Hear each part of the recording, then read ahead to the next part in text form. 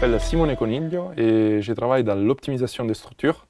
Et aujourd'hui, je vous parle de ma thèse qui était sur l'optimisation de la structure qui intègre les moteurs à la voilure des avions commerciaux.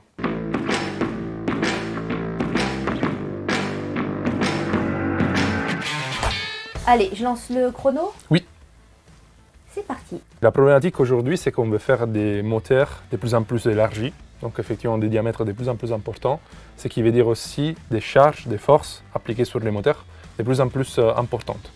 Donc on va avoir les poids même de la structure du moteur qui va être plus important, mais aussi la force des poussées du moteur qui va être plus important. Ce qui veut dire qu'en gros le moteur il va se déformer et on risque du coup d'engendrer des collapses structurels du moteur même. Donc ma thèse vise effectivement des ruptures.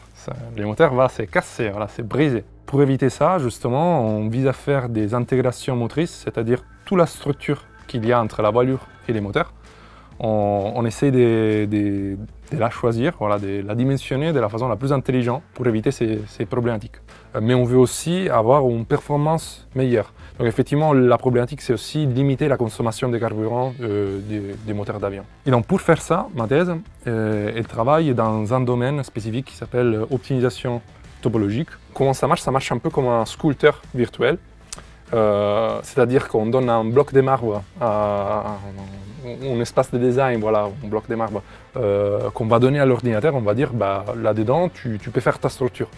Et lui derrière, l'ordinateur, il va sortir vraiment là où il faut laisser de la matière, disons. Donc vraiment comme un sculpteur, il va faire des trous et il va garder là où il faut garder de la matière. Donc donne vraiment la distribution des matières dans l'espace pour atteindre un objectif donné. Concrètement, quels ont été tes travaux?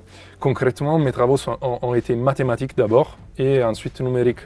Donc mathématiques parce que j'ai dû formuler les problèmes dans des équations, voilà. Et ensuite j'ai programmé, j'ai développé un logiciel qui permet de suivre ces recettes, ces étapes, voilà, dans un ordinateur. Donc c'est grâce à ces étapes-là, voilà, que des résultats, des formes optimales ont été obtenus. Donc les résultats de ma thèse, finalement, c'est déjà une nouvelle compréhension grâce à ces formes optimales.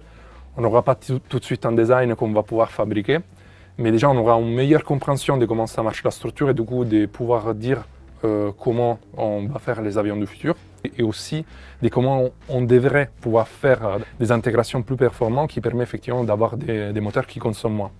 Et ensuite, l'autre grand avantage de cette thèse, c'est que ces recettes de cuisine, effectivement, sont open source, voilà, sont disponibles. Ça donne aussi la possibilité à d'autres chercheurs d'utiliser les mêmes algorithmes, par exemple pour résoudre des problèmes dans les navals, dans les transports automobiles ou dans les hélicoptères.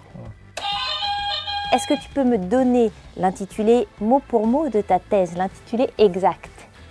Non. Ouais, alors c'était optimisation à formalisme éolérien et lagrangien.